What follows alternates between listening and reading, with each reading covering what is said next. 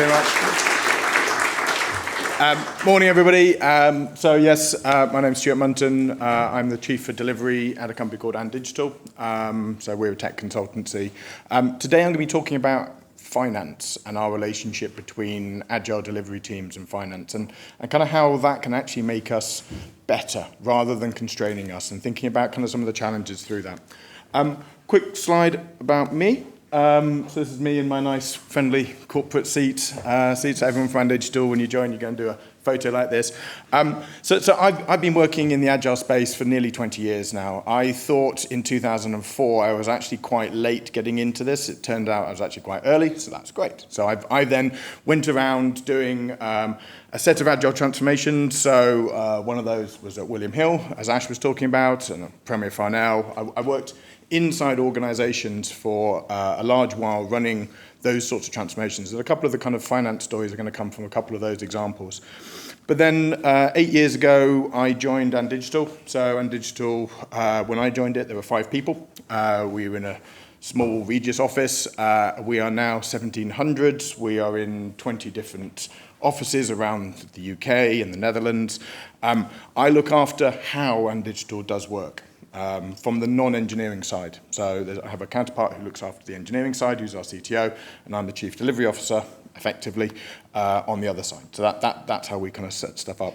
The other part I do, I look after one of our social value programs, which is how Undigital is looking to close the digital skills gap, so by upskilling 200,000 people. So if anybody wants to talk about social value projects at any point, come and grab me afterwards, because that's kind of where my purpose and my passion is about that kind of stuff. So we'd love to talk to people about getting involved in any time of upskilling. If you can get people into tech jobs and we can help, just come and chat to me about that. That'd be really good. So, in terms of the presentation today, we are going to be trying to use Slido, okay? So for a little bit of interaction. The Wi-Fi downstairs was rubbish. It took me ages to get onto it here, so we'll see how it goes. If it all fails, it fails. So this is the Slido link if you want to go and use it. What it will show you at the moment is it will allow you to ask questions, and we'll come to those questions at the end.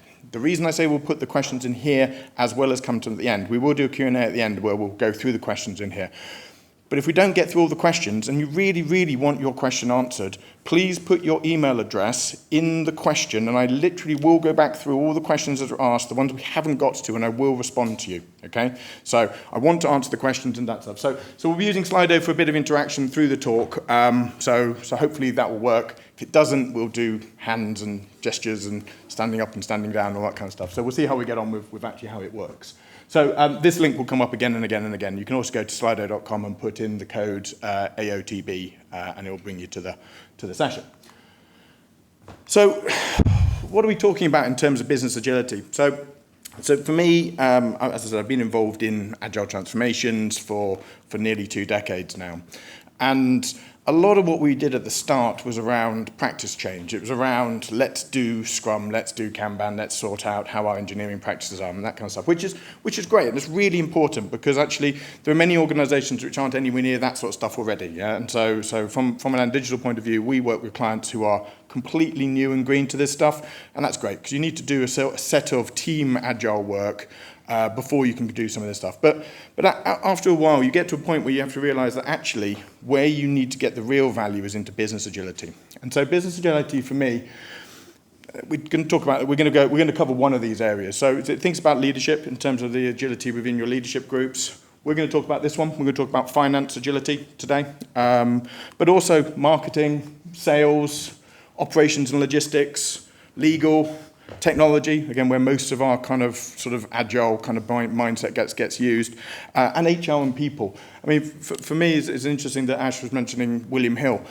The William Hill transformation, which I looked after, the first 2 years, we spent all our time in technology. We were doing Teams, Scrum, Kanban, practices, all that kind of stuff. For the 4 years I was there, the final 2 years, I spent most of my time working with the CFO, the head of legal, and the head of HR. Yeah, to make sure that from an organizational point of view, we were being business agile. And this was 2010 to about 2014. It was I would have called it business agility, but it's now business agility. So for me, that was what I spent my time doing. And so the bit we're going to talk about today is the finance side of this. So from a point of view, it was interesting listening to the talk just now, talking about paternalistic kind of things. So this is my views, my experience. You guys are all experienced, that's why you're here, and this is my experience from this. I'm not trying to teach and be paternalistic about this, but I actually want to share some of my experience from this. So at a high level, there is conflict. Yeah? So there is conflict between how agile teams work and how finance work. So there is a conflict there. There's a difference of opinion between the different groups. And a fair bit of this actually comes from where agile teams want their autonomy. They want their space, they want to be free to do what they want to do. Yeah? And these are kind of some of the core things and the core themes we're going to talk about as we go through the talk today. So conflict by impinging my freedom, yeah. So again, maybe it does tie into the talk we've just had about freedoms and stuff. But again, it's a misinterpretation sometimes is the impinging of freedom, and that's kind of some of the stuff we're going to talk about. So from a set of areas and challenge areas, we're going to walk through kind of 5 different areas, and I will get you to do some polls, hopefully, see if they work. So we're going to talk about involvement and how you move to having commercial support rather than control methods. We're going to talk a little bit about forecasting, about moving from estimate-based forecasting to empirical forecasting. We're going to talk a little bit about funding, from fixed budgets to value stream funding. We'll talk a little bit about value from business cases and the kind of the craziness that goes around with those and how we're going to talk about those, to the value realization place where actually we're trying to generate real value. And then from an ownership point of view, and I'm going to talk about kind of how IT projects, in the biggest terms, IT, get interpreted by organizations, and how do we move those to commercial initiatives, and how do we think about these as areas. So that's what we're going to work through in the next few minutes. So first section is about involvement. So there are some challenges from an involvement point of view, and how do we kind of connect with our finance teams. And so the first one is around the perceived mindset differences. So there are differences. So agile teams, again, like the Facebook quote, agile teams want to move fast and break things, yeah, versus finance teams wanting to control and measure things. And those are perceived stereotypes of the two sides, and so therefore there is perceived mindset difference. But a lot of this comes around from the different accountabilities. So the finance teams have organizational financial health at their heart. Now that's core of what they're doing. Versus the IT digital teams' accountabilities is about building things, changing things, doing stuff differently. And these two kind of mindsets and concepts are challenging against each other. So if you did nothing, you would actually be in complete control. So the finance accountabilities would be really good. So don't spend any money, therefore it's all in control. Everyone's happy. And so some of the reasonings for this is around the constraint models that we put in place. So a lot of financial practices come from more waterfall-esque worlds. They come from a more Taylor-esque world. They come from an older financial control model. And so therefore, there's a different way of that, thinking about the kind of rigid constraints that come from there versus the enabling constraints we use in the Agile world. So there's a constraint problem. There's also a problem with historic failure. And so there is a view, and again, this is stereotypes, and this is kind of what we want to kind of challenge the myths, between the IT teams just take money and burn it, and we as finance need to make sure that we're making money as a company, and blah, blah, blah. Conflict, yeah, misunderstanding. And then finally, from an involvement point of view, you have our joyous executives with their top-down control, trying to get involved, saying, actually, this is taking too long, we need more efficiency and more certainty, driving away from the agility, driving away from the learning models that we put in place, back towards a more control method. Yeah? So these are some of the challenges from an involvement point of view. So that some of the challenges and some of the kind of reasonings for it. So from my point of view, some of the solutions for this, to involvement. The first one is about relationships. It's about people working with people, making sure that you've connected with that CFO. So as I said, like I spend a lot of my time when I was running Agile Transformations from the inside out, talking to the finance teams. Now, as a consultant, for the last 8 years, I've worked with 50, 60 different companies through Digital. And a lot of the time, I spend my time talking to the finance guys, going like, okay, this is what it's going to feel like. This is how it's going to change. This is how it's going to work.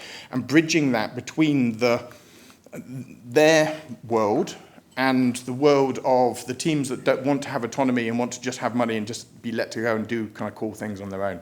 So building those relationships to make sure that the CFOs don't just scrub through things. I've been in board meetings where the CFOs have just been going through a line of projects and going, don't know what that is, red line, red line, red line, gone.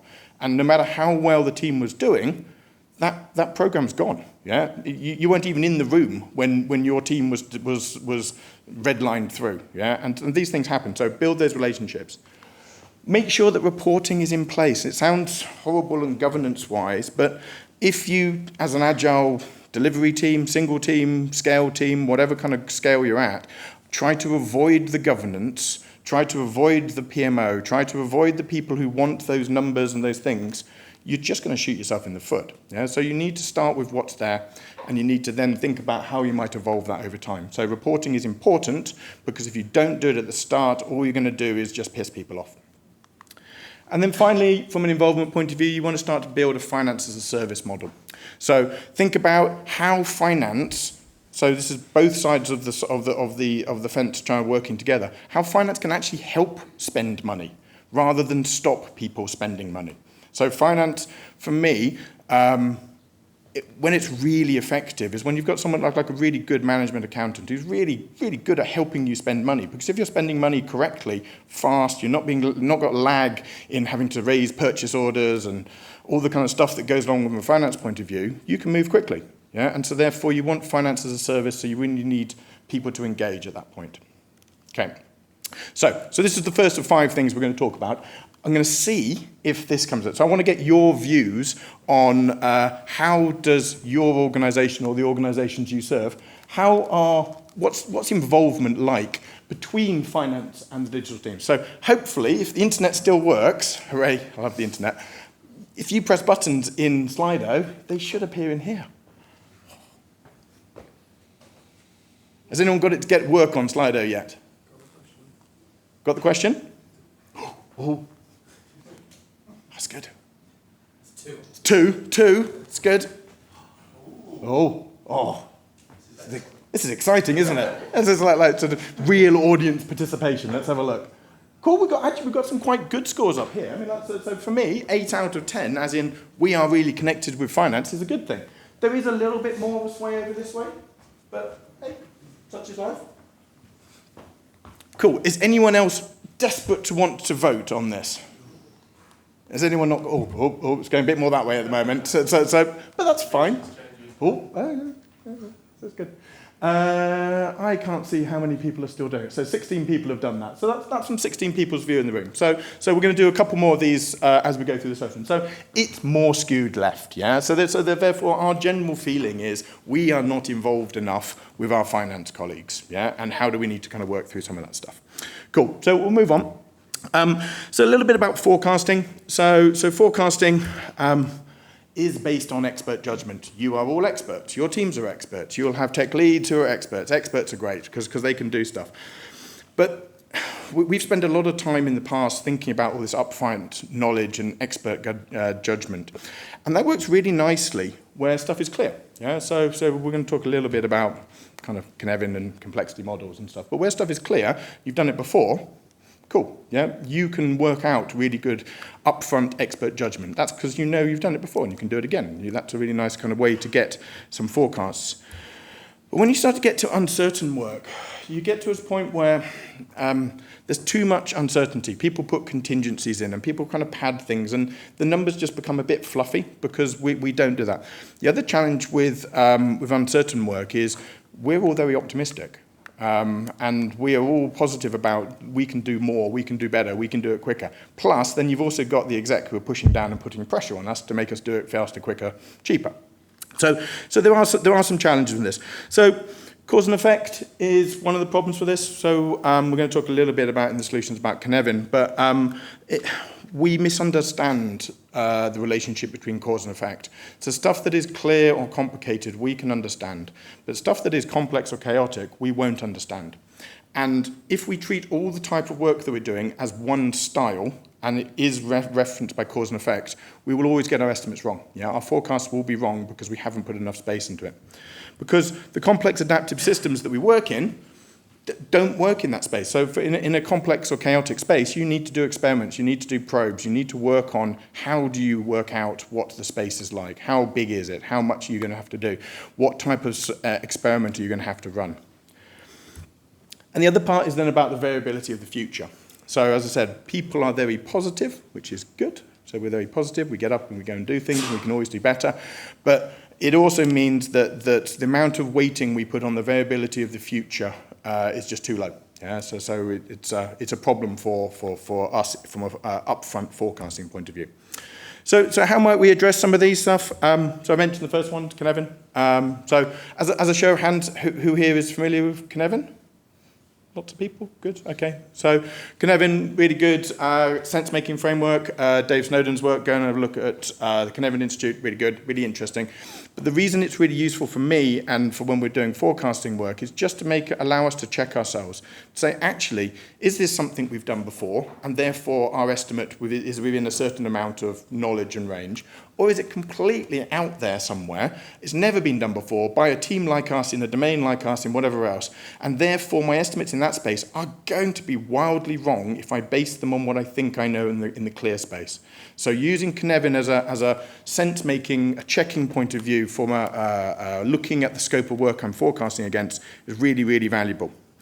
Next thing to do is then look at your empirical data, because if you have done stuff before, you should have data of what you did before. And you should be able to go, actually, that took us about that much. That was about this big. That was about this complex. However you are doing your forecasting, look at your empirical data, because you generate vast quantities of it with your teams. Use your data. But just to check with it, because you can only use it within a certain range of time periods, because the applicability of data it degrades greatly as you move into the complex and the chaotic space. So think about the first one, and then use data in the second part. And then finally, try to get to probabilistic ranges. Again, this really annoys lots of people, but when you say it's going to be between 3 million and 2.2 million, it's going to be between 9 months and 12 months. However, if you are doing stuff which is complex and has chaotic parts of it, you cannot go, it will be on this date. Because the problem with that is you just won't have estimated it properly. So a range is much more applicable. And if you want to get into kind of nice, complex things around how do you think about those ranges and Monte Carlo analysis and looking at your numbers and looking at your data as you're going through, great, really good. But don't start with it's on that date, because you will just come undone. So as an example for this one, so we've not got a Slido for this one. So I was working for a large bookmaker in Gibraltar, which we've already said who it is, which is fine. And what we had to do with them is kind of get them to understand this, to understand the scope of work. So 'cause a lot of the work we were doing was incremental improvement. And that's great. So we could understand that. Yeah? So we understood the space it was in, we understood we could estimate that, and we could have a reasonable certainty about that kind of stuff. But for stuff which was completely out there, had never been done, I mean, like Ash will attain for it, like there's some crazy stuff that happens in gambling where you're going, I'm going to get that data from Running Board, I'm going to get that data from over here, I'm going to try and mash it together in this thing, and I'm going to try and do this in real time. You're going like, well, we've not seen anything like that on the internet, let alone anyone doing it. So in those sorts of spaces, you have to provide ranges, you have to provide the space. Because if you don't, you will screw yourself up. So going on next into funding. So funding, there's a bit of false certainty in funding. So if you provide upfront budgets, it means that you've got this fixed budget assumption, you've got a fixed mindset position to it. It means you are making sure that you're thinking that it's all clear and complicated, and therefore you're stuck. Yeah. So just try to think about avoiding the false certainty that comes with. Also try to avoid the challenges of output-centric. So I work as a professional services company. We work with statements of work. Sometimes those statements of work go, we'd like you to do some great work with us. Cool, there's about like 3 pages. Sometimes they might be 50 pages with detailed things. You do this, output, output, output, output, output, output. The first one is better from an agile point of view. The second one is better from a finance point of view, because you've got something to check stuff off against. There is a happy medium in the middle. Yeah, because you could do cool stuff, no CFO is going to sign that off, versus a 300-page specification in your statement, which they might be able to tick stuff off against. So it's finding the piece that's in the middle that makes it not about output, but about outcomes and impact. Okay, so it's moving away from the you are going to deliver this feature, this feature, this feature, this feature. Is also to try and think about how fixed budgets actually reduce value. So a fixed budget, what happens is someone goes, you've got £3 million and you've got 3 months to do this. Team gets on doing stuff. Money's going down, time's going down, quality goes down. Because the budget is fixed, the scope is fixed. Any of us who've gone sort of through our Prince training back in the day, sort of the pyramid, the triangle of constraints, something's going to fail at that point. So it's quality, which therefore is an aspect of scope. Yeah, so you just reduce that down, reduce that, and you end up with loads of bugs, and the value reduces. So you might get done, but do you deliver the value? Yeah, so is it being value centric? Challenges, reasons for some of these challenges. The joy of annualized budgeting. So annualized budgets. I don't think we're going to have a while before we change those, but again, they are there. We have to work with them. All organizations use them, but they do lead to this rhythm of the business, which is a challenge for us. We have a challenge between this concept of committed and discretionary spend. So I remember having arguments with CFOs going like, well, is this committed? And I'm like, well, yeah, we're doing it. I'm going like, yeah, but is it really, are you really doing this? Are we actually going to have to pay people's wages out of that? Are we doing this? Are we doing this? We're like, no, but you want this value, you want this benefit. So it is committed. Well, it's not really committed because we're not going to have to sack anyone if we don't spend it. And so therefore we end up in these kind of weird arguments around commitment and discretionary spend. But also then you have this kind of, this crazy world of CapEx and OpEx, which, again, I won't get into this because we could probably do a whole talk about the OpEx balance. But the worlds when I've grown up through IT, so I can remember when I first started working, my first job was for Azure.com. And we were doing capital wave funding, which was 7 years. Yeah, so we would put servers in a room and 7 years and write them off and stuff. And that concept now has just completely disappeared with the cloud space. And therefore that CapEx, OpEx argument, you're still paying off money in your budgets, which means you don't have money now. But therefore you've moved everything into OpEx because actually everything is going to AWS or GCP now, rather than actually having to pay for those people in the server room. So there's a set of reasons between funding problems. But some solutions for some of these things. Make sure that it is value focused. So make sure that the decisions which are being made follow the funding as an enabler. So money should allow you to do great delivery. So it shouldn't be a constraint. Make sure that there is quarterly funding reviews. So, and by this I mean we're going to look at the budget, we're going to look at the actuals, we're going to look at everything else that's going on. Like your finance teams love this kind of stuff anyway because you can go and do reports and sit down with the CFO and go through those things. But making sure that the people within your delivery function are having those conversations weekly, at least, with your management accountants, making sure that quarterly you're going back through and kind of clearing that stuff down. Oh, sorry, I didn't press the button for that one. Apologies. And then finally, value stream funding. So we'll all kind of be hopefully familiar about value stream funding, about how do you set these long-term funding streams up so that you actually allow that sort of internal entrepreneurial kind of spirit. So you fund an initiative. You go, actually, okay, that initiative is going to have £5 million to go and do that kind of stuff. It might still have to sit into an annualized budget. Yes, you might get 5 million this year and 5 million next year and 5 million next year, and then you've got a 50 million budget to kind of deal with.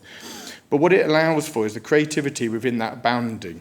So you've got bounded autonomy. So you go, actually, this is the money you've got. That money generally in lots of the software worlds which I work in equates to number of people and therefore the type of work we're doing. We have to go and say, actually, no, we have to buy these servers and do this stuff. But actually, that just all runs straight through into an OpEx line now. So one other bit, which I didn't put on this slide, which I just wanted to kind of interestingly throw out here is, and if anyone has some experience in the crowd about this, I'd like to talk to them about it, is the shift from cost accounting to throughput accounting. Okay, so it's a really interesting space, but I'm yet to find a very good finance-driven example of it. Yeah, so if anyone has any of those, please come and see me later and I'll buy you a beer and we'll talk about it because I'm really interested in throughput accounting. So you've got people like kind of Dan North talking about it. You've got sort of people from the theory of constraint side, like sort of Steve Tendon talking about it. I've just yet to find a really good example about it. I'd love it to be on one of my solutions, but I'm yet to find a really good example of it working well. Lovely.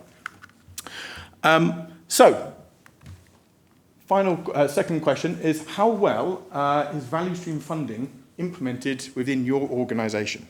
So hopefully, I'm doing on time. Okay, good. Oh, good. And if it's not, then it's at that end, okay, which is fine as well. So that's the view from 4 people. Okay. So we got to 16 people voting last time. So we're at 8 at the moment, and it's more that. Oh, there we go. Someone's absolutely smashing it somewhere, which is great. Bit more on the left, okay. It's interesting because we've been talking about value stream funding, which feels like 10 years, yeah? And so it's interesting that there's so much on that side, yeah? It's interesting that we haven't actually, we haven't actually been able to move the dial in this much, yeah? So obviously one person has, which is great, but there's still loads over there, which, a bit more in the middle, which is good. So value stream funding is important. It helps us to think about the bounded autonomy space. Next section, value. So we're going to talk about business cases, and business cases are kind of like justifications. We write business cases for all manner of stuff, or in the olden days, I'll tell you a story about it in a second, but they are that justification. And depending on the culture, depends on how much control goes into that. So if it's a very controlling organizational culture, you may have to write a 50-page business case. It might be a 3-page business case. It might not be a business case at all if you're in a value stream funding world where you've already agreed your money up front and then you can work that space. So the value place is a very different place depending on the culture and depending on some of the other decisions you may have made from a finance point of view. The challenge with business cases is they're all up front though. So we go and do them up front, and therefore we assume that we know what's going to happen. And we're optimistic people, and we assume that it's going to be good and it's all going to be great. But again, as we've talked about in some of the other sections, our assumptions are going to be incorrect. We are too optimistic, and therefore we're going to have a problem with that. So where do these come from? Oh, too many clicks. I can just press the button here, I suppose. So lots of finance teams use funding business cases as gateways. So actually you can have this much money to do your discovery, you can do this much money to do your build and release, you can do this much money. So lots of control mechanisms are kind of put into there. But also, there's also this kind of this quantum of control. So if you're asking for £100,000, you probably need to provide 1 page worth of justification. If you're asking for 100 million, you probably need a bit more. Yeah, and so therefore that quantum of control comes into the culture of control. Yeah, so actually how much you're going to do. Does it give me absolute certainty? No, but if I haven't done some of it, maybe I haven't done some of the thinking. I'm not saying you have to do all these things because it can lead to one of the stories we're going to talk about in a second. But then one of the biggest challenges with value is the lag. So how long it takes between you doing the work, you writing the business case and actually realizing value, and how long it takes for that stuff to come back. And that lag may be a year, maybe 18 months. The people who wrote that business case are probably long gone. Yeah, and they've disappeared off because they were doing some other thing and they wrote some business case and stuff. So it's an interesting challenge because if you get into it incorrectly, you can have all kinds of problems. So how do you try to address some of this kind of business case piece? One of the ones that I found work well is target adjustment. So if you're in a world where business cases are works of fiction, they are fabrication, your business owners are just writing them and it's a kind of war, like a cold war of escalation of business cases on business case. One of the things we've done is actually implement changes to future targets to those business leaders. So if they go, we want £5 million and it's going to deliver us £15 million of net benefit next year, go, cool, that's great. So we're going to actually adjust your target next year to plus 15 million based on that. With a certain amount of flex in it, yeah, but actually, and then they go, oh, actually, I didn't mean 15 million benefit, I meant 7 million benefit because my target shouldn't go up that much. And so therefore, it's just a mechanism to start helping people think about how they're going to rationalize their business cases. Because if you don't, you just end up with this escalation. One of the other companies I used to work for, we added up the total value of all of the business cases, and it was 4 times the total turnover of the organization. It was ridiculous. So if we'd have done all these magic projects, the company should have been absolutely flying. But they were just making stuff up so that they could get to the front of the queue. My thing is bigger. My thing is better. When we implemented that, it stopped quite quickly because then they had to pony up the benefits the next year. Next one is about value accountability. Make sure that the teams that are involved in building the things actually have that connection, so it's full wholeness of business teams. It's not the business and the IT, the digital folk. It's actually a combined function that actually has that end-to-end accountability. And then finally, the same that we're talking about kind of a funding review, we want to look at the value review. Yeah, so making sure that you and finance are sitting down and going, okay, cool, we spent this much money, and that's cool, okay, that's going according to where we forecast that's going to go to, but actually from a value point of view, we're delivering this. Because we all want to be thinking about incremental delivery, releasing on demand, making sure that we're getting stuff out quickly and in small chunks, we should be delivering value all the way through, yeah, rather than some big bang release type thing at the end where we're releasing all the value all at one go. So we want to make sure that that's kind of working through. Final one of the sections is a piece around ownership. So this is around non-commercial projects. So this is where the IT folk, the digital folk, kind of need to have to do some stuff to keep the lights on. Unfortunately, these are quite often the projects, I've been in finance reviews with CFOs where they go, I don't know what that is. I don't know what that is. And they're the bottom of the line. There's like £2-3 million disaster recovery type budgets, and I can remember trying to move a data center at one point a few years back, and I'm like, I don't know what that's for. What's that going to do for us? Oh, go on. And then you go like, what's going to do this? And they go, oh, no, it's not a commercial project. Show me how that's going to delight our customers. And you're like, well, we won't have any customers if we can't keep the lights on. So this is about making sure that the enablers are understood. Yeah, so these are enablers projects, things and that kind of stuff, but also trying to avoid them being secret additions. And we've worked on business cases before where we're writing a thing about here's where I'm going to change this front end and this website, but also we also need this whole set of core infrastructure to be changed as well, which isn't anything to do with that original business case. It's an enabler that's been put in as a sort of secret addition, so therefore it ends up in that kind of place. And the reason this exists is because of stuff like who touched it last. So again, it's an old story again, but I can remember where we used to do capacity plans for building technology, and whoever actually had to buy the next server, which didn't have a rack, had to buy the rack and had to build that thing into the data center. It was like crazy stuff. You know, again, like, well, that makes it if I touched it last, you've got to do that. And the same thing exists now in terms of you've touched those services, so therefore you have to do all of this technical debt. Yeah, all of that's yours now. Hooray, your project now consumes that. It's just a negative way of dealing with it. So you need to think about how do you move out of that space. Move out of the space of being a cost center. Yeah, so IT as a cost center has been a negative pattern for decades. IT, digital, should be a profit center, and it should be considered that way rather than as a cost center. And then finally, in terms of reasoning, so avoid technobabble. So avoid technical ultimatums that occur when you're doing IT projects, as in you may feel you're not getting funding, and then you go, if you don't do this, the world will end. Yeah, and that's where it kind of sometimes gets to. You're going, I must do this, otherwise there's a catastrophic failure that's coming. So just be wary about that from a challenge point of view. So how do you overcome some of these ownership problems? Enabler metaphors. So think about metaphors, think about using stuff like car maintenance. And I know it sounds slightly condescending and probably from the talk early paternalistic or whatever it was. But if the organization doesn't understand that technology doesn't come for free, you need to go, well, do you service your car? When the car warning lights come on, do you do something about it?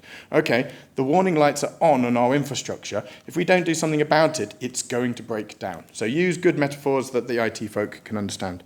But also at the same time, join them. Yeah? So think about what the value of the enablers are. You don't have to write a 300-page business case for some of this stuff, but you actually sort of have to play the game, because if everything else is being added up in cash profit, try to work out how your business cases need to step up against that.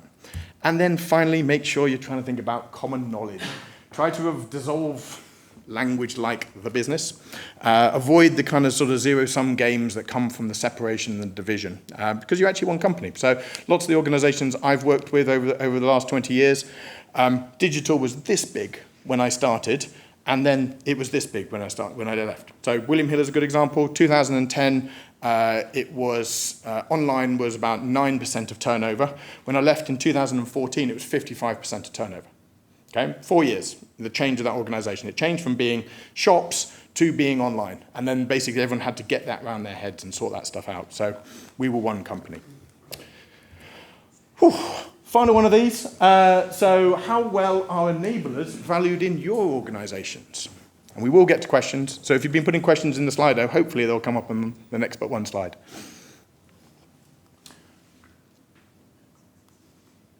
Does anyone have a view? Or has the internet gone down?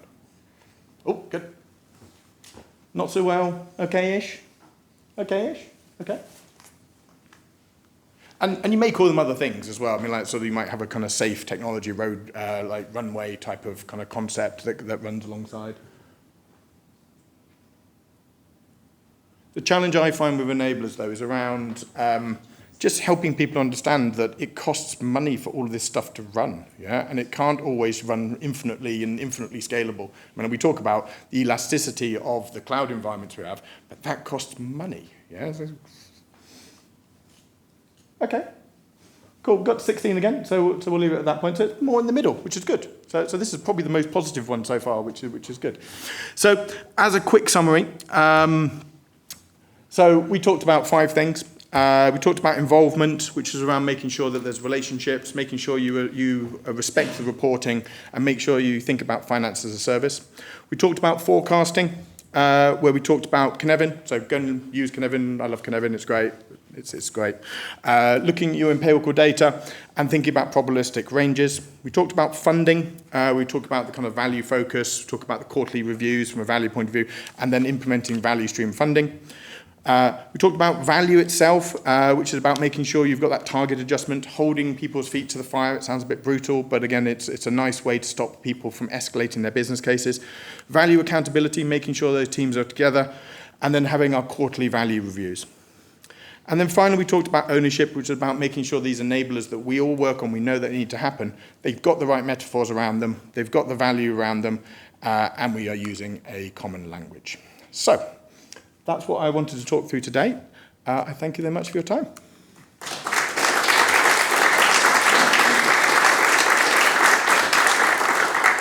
So, if people have put questions in, has anyone put a question in the Slido? Okay, that's fine, because it's either not working or that's fine. So that's fine. So does anyone have any real-world questions they'd like to ask? Yes? So you talked about value and quarterly reviews. In the world I come out of, I've just joined a new business, so I'll get my head around that. Phrase value would apply to earned value management. Okay. Which basically is just more command and control around the finances, and you can't have earned value if you don't have a schedule. Yep. How do we walk our finance and colleagues away from this desire for earned value management? Okay. So I used to have to do EVM with a PMP organisation. So from my experience, that's where that, from a project kind of point of view, came in with the finance guys. We stepped it away from being big chunks to smaller chunks and smaller chunks, and so therefore it's not the solution, but a step towards it is a scaling model which has a boundary to it. And again, for disclosure, and I might get booed for this, I am a safe program consultant. But actually, if you're going from 12-month, 18-month big chunks of stuff, actually getting to 12-week chunks is a good step. But the challenge with it is that which then gives you the kind of the earned value of that chunk. Yeah, so it's moving from bigger chunks to smaller chunks. And SAFE is a useful way to kind of get through that. The challenge with SAFE, in my view, and as I said, like I do teach it to some people every now and again, but one of the things we also do is try and help organisations come through that. Because actually, once you've got to kind of 12-week program increments, actually you want to get to 2 weeks, and then you want to get to continuous delivery kind of space. So there's more stuff to go through it. But you need to reduce the batch size is probably the answer, in my view. Cool, is that okay? Any other questions? Yes? Yeah? Can you elaborate more on value adjustments? Because I feel like in any company, you go back, even every 2 months and say, actually, can we adjust our target? And they'll be like, well, good.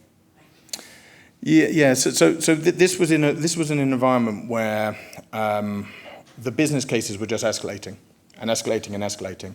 And you could, as I said, we added them all up, and it was 4 times the turnover of the organisation. It was just nonsense. Like, it was just absolute nonsense.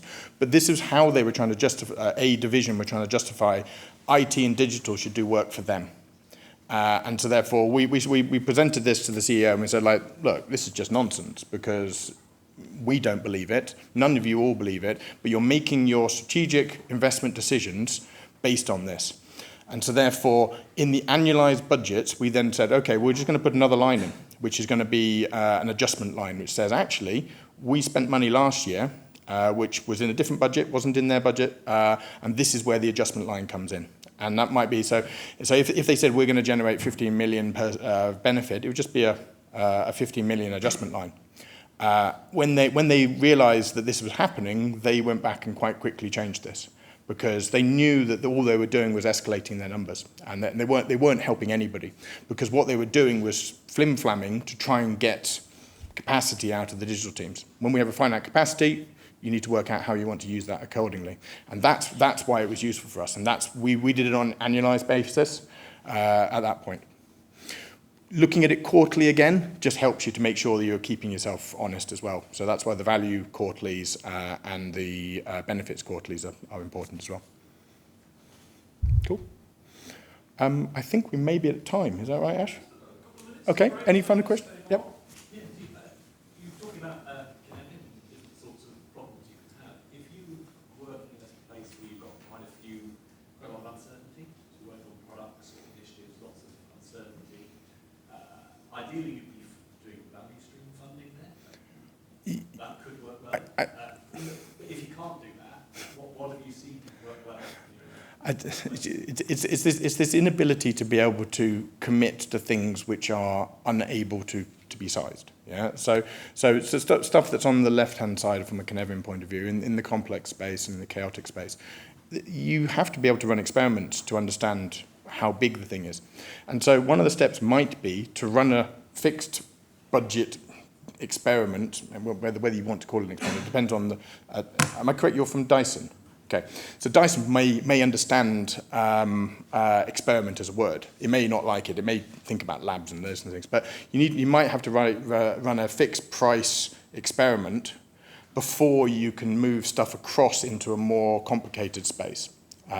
Which then can give you that is like we're just going to do like a macro spike. Yeah, so I want 100 grand, and we're going to work out how to do that with the understanding that nothing's coming out of that apart from understanding.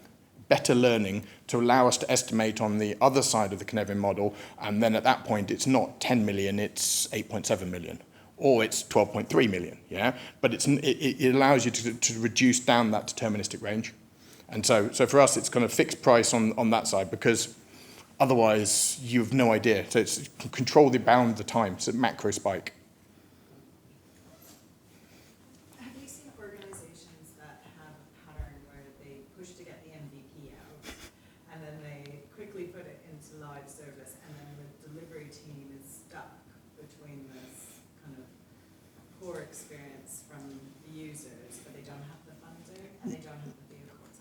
Yeah, absolutely. So MVP to me is a much maligned, and it's one of those terms which in my mind has gone the same sort of way as velocity and how that gets used.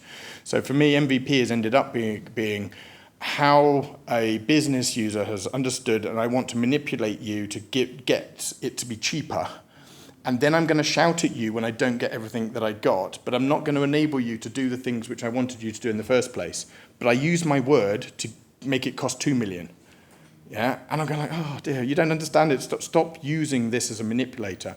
So yes, all the time.